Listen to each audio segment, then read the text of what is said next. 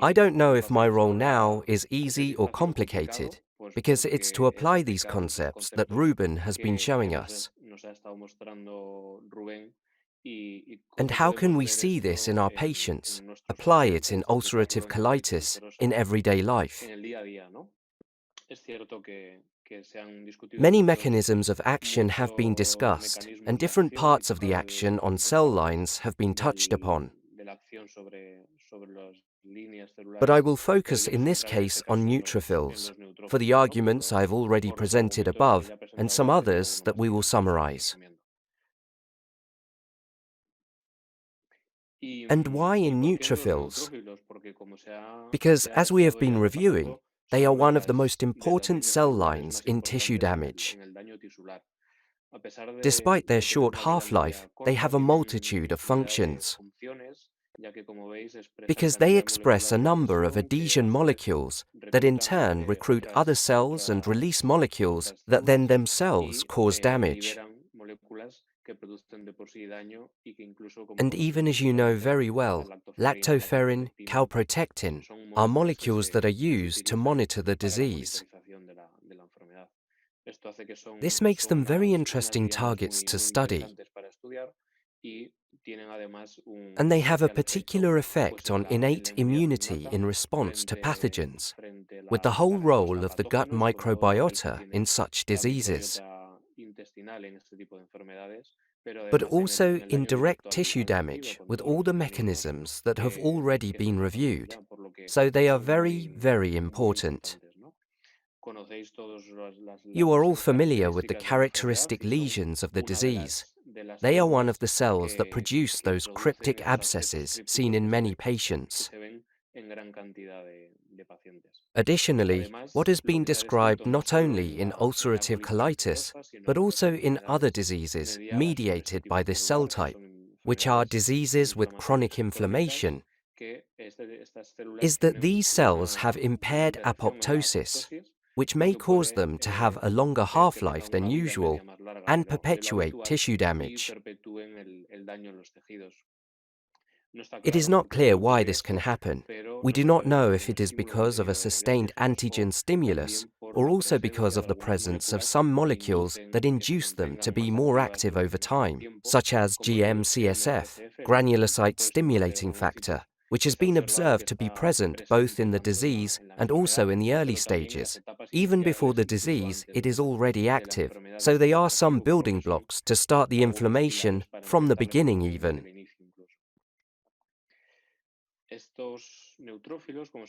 These neutrophils, as you know, are circulating cells, but when they access the tissue, the colonic mucosa, they create tissue damage in different ways.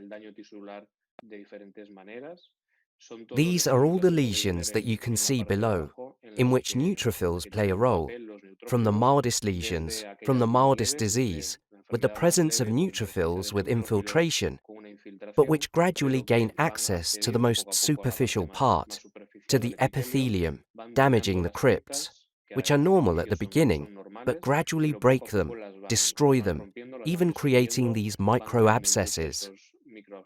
And finally, the whole process culminates in the release of the molecules, the erosions or ulcers, which, when subsequently released into the intestinal lumen, we can detect as biomarkers, calprotectin, and its other degradation products.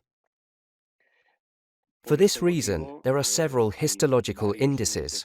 I have only shown one here as an example, the most recent being the Nancy index.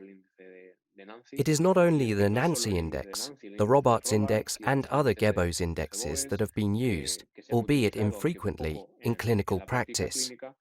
In general, they all have a specific section to describe the degree of neutrophilic infiltration.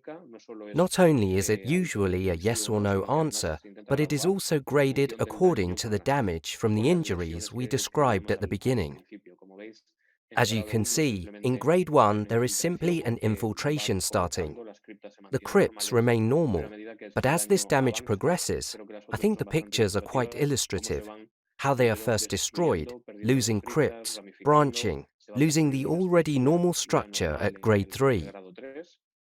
The infiltrate increases until these crypts eventually disappear and the mucosa becomes ulcerated, and the more severe macroscopic lesions characteristic of the disease appear. So these histological indices grade the neutrophilic infiltration.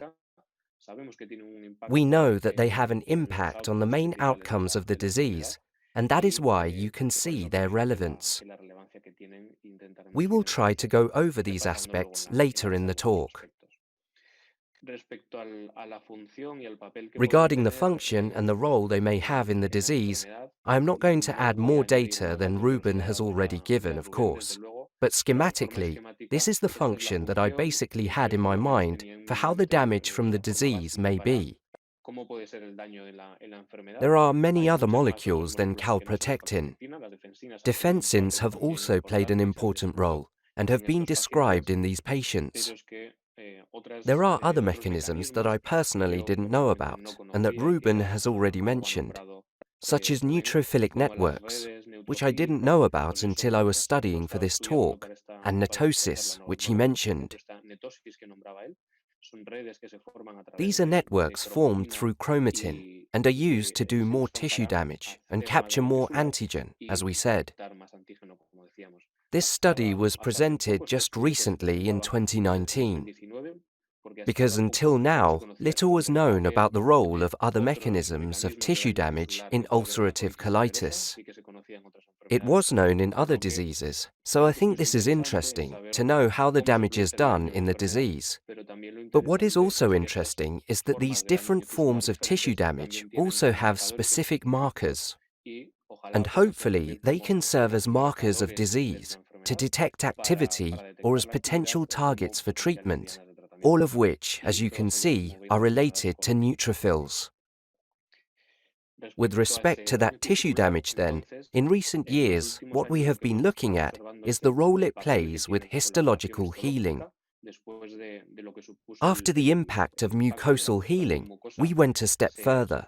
By assessing histological healing, we have had data on the effect it can have on long-term disease control. In this case, Eugeni's Badalona group with Margalida Califat evaluated what role the presence of acute histological activity, defined as the presence of neutrophils or other factors that may be present in patients who undergo colonoscopy and who have patients with ulcerative colitis who undergo colonoscopy and who have endoscopic activity of Mayo 0 to 1.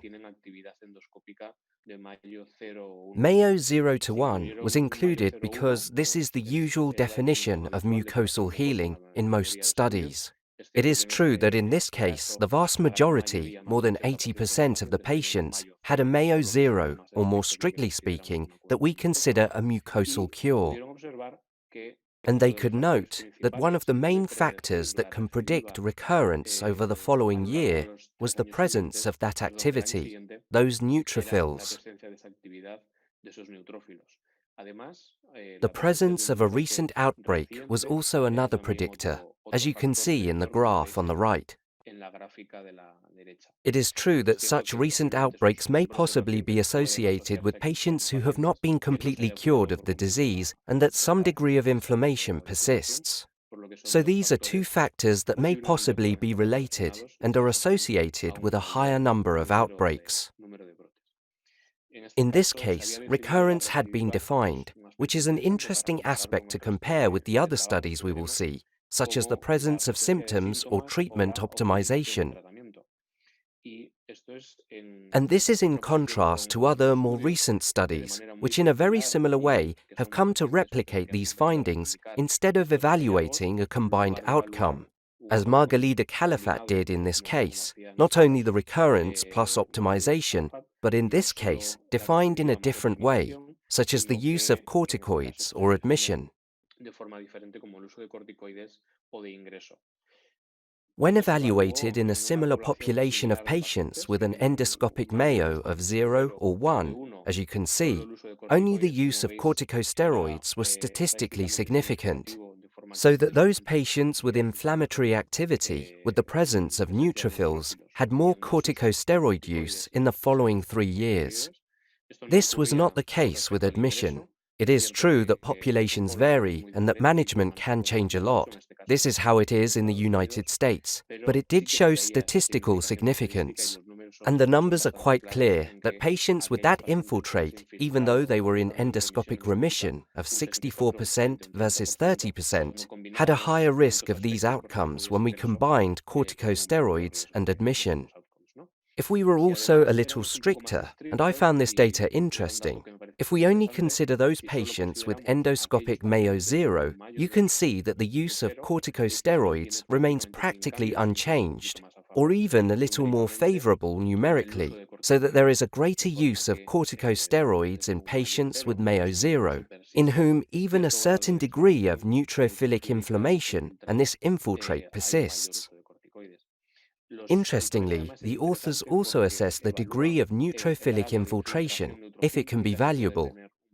It is true that this is totally subjective, because there are a few ways to grade it perfectly. But it was observed that the presence, only the presence, not the degree of infiltration, was associated with the risk of corticosteroid use. On the other hand, these patients who have a mucosal recovery, in this case it was a third, in the case of Margalida Califat's study, it was between 15 and 40% of patients with a mucosal recovery, a neutrophilic infiltration persists. It is true that in those patients with Mayo 0, it was 15% of patients. In contrast, this was 40% in patients with an endoscopic Mayo of 1, which I think is interesting. These are data that have been replicated later with similar cutoffs, such as Manu Barrero's study of Mayo 0 to 1, which we can combine when assessing the risk of recurrence in these patients, combining mucosal recovery versus histological recovery. Similarly, in this study, also carried out in the United States, this time in Chicago, what was evaluated when observing histological damage was not directly neutrophilic infiltration or acute damage. What was evaluated was the different mucosal destructuring and the progressive damage that we saw can occur in the crypts.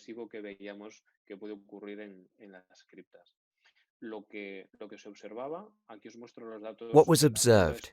Here I show you the survival curve data only for those patients who had a mucosal recovery, and further stratified by whether they had a completely normal mucosa or those who had a quiescent histology.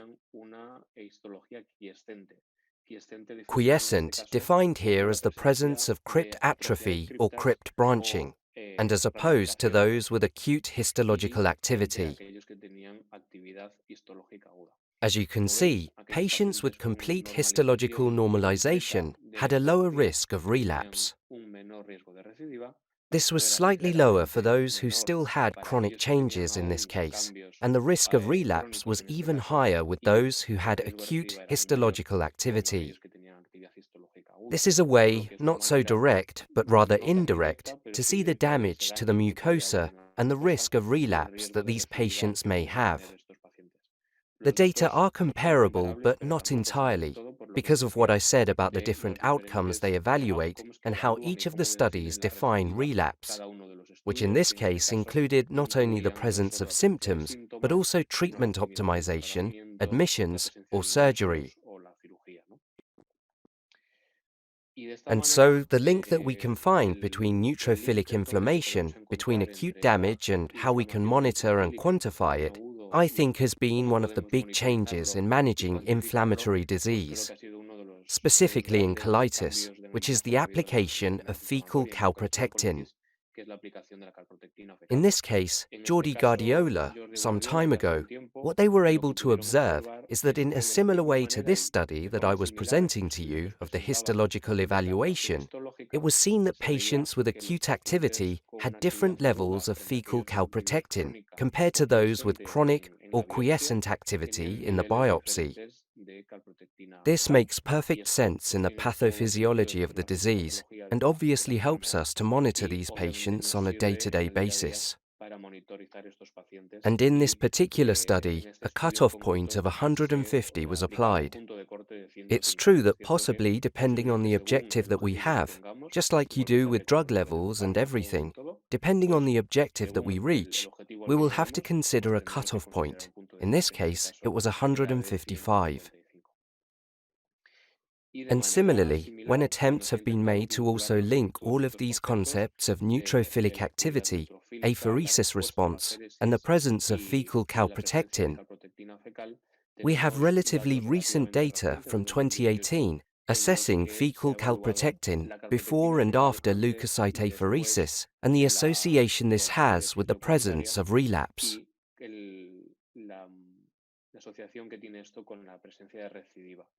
It is true that this study has some drawbacks, because, for example, it is not specified in the article when the subsequent determination of calprotectin and endoscopy is done before or after, so it is difficult to evaluate some aspects.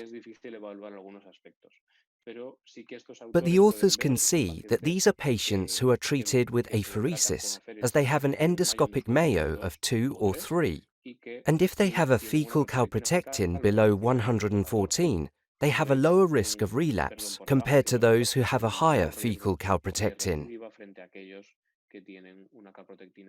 It is true that this is a relatively strict level, especially considering that these are patients with moderate to severe endoscopic Mayo, but they also have a pathophysiological correlation with what we were explaining, and it can be useful for monitoring and controlling the risk of recurrence in the patients we treat with granulocyte and monocyte apheresis.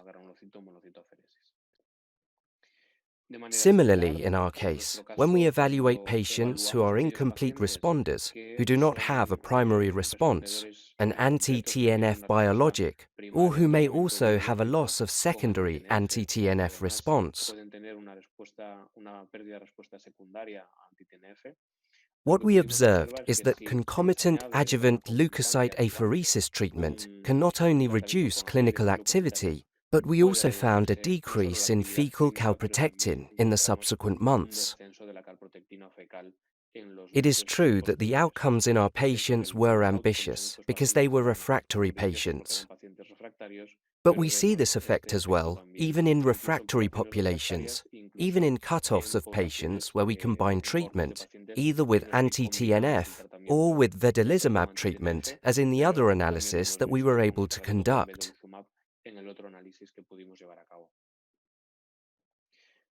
Also, it's an older study, but I think it's interesting in terms of where to look at apheresis use scenarios and this application of the fecal calprotectin-based approach.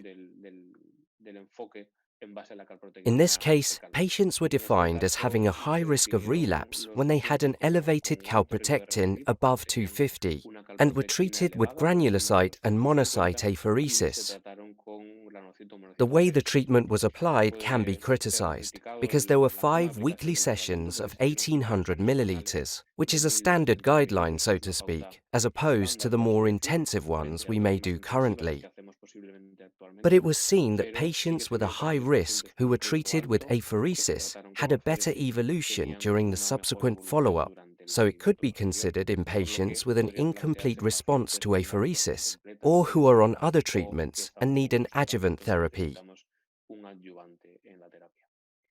This may be influential in that we know that these patients have an increased risk of cancer and are a special population to screen for dysplasia and colorectal cancer. And within these mechanisms, which have already been shown even at the beginning of Ruben's talk, neutrophils play an important role in the perpetuation of tissue damage, along with the other molecules and cells that are involved. But whether we can use apheresis in monotherapy or in combination, we may be acting on an important target that perpetuates chronic inflammation, which we know increases the risk of dysplasia and cancer with long-term impact. And this cumulative inflammation, a study that I think is very nice because of how they evaluated it, and it's a study from St. Mark's, in which histological cumulative damage, a somewhat complicated way of quantifying it, was found to have an impact on the cumulative risk of dysplasia and colorectal cancer incidence at 3, 5, and 10-year follow-ups. So this background control, so to speak, of the disease may possibly have an impact not only on the more clinical initial outcomes of relapse, use of corticosteroids or admissions, as we described at the beginning, but also on other very important outcomes, such as the development of a comorbidity as relevant as the development of cancer.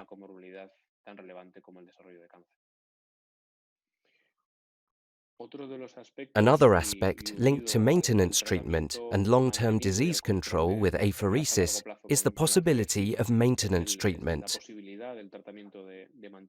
There is very little evidence on the possibility of using apheresis for maintenance, and the evidence has been quite controversial because it is not entirely favorable.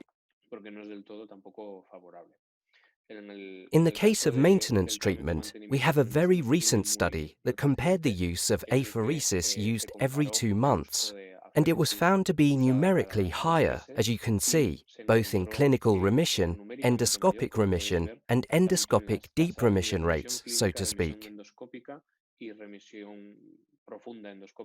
Admittedly, you see that statistical significance is not reached in all outcomes, but it is consistent in favor of the use of apheresis versus the use of the control population. It is debatable because of the population in which it is used, which can vary a lot depending on previous treatments and on the guideline, which in our case, for example, we typically use monthly and not every 2 months, so these numbers could possibly be equal or even higher. And finally, to summarize that the effect of granulocyte and monocyte apheresis will not only be obtained with neutrophils, but all those adhesion molecules, all those cells derived from lymphoid lines, the molecules, the chemokines, the membrane molecules, and complement included. All this has an effect after treatment with apheresis, so this just touches on it. But it is an effect that we can consider global, although the main effect is on neutrophils. But there are other levels, so it is a complementary and more global treatment of the disease than in other cases, in which we act only selectively.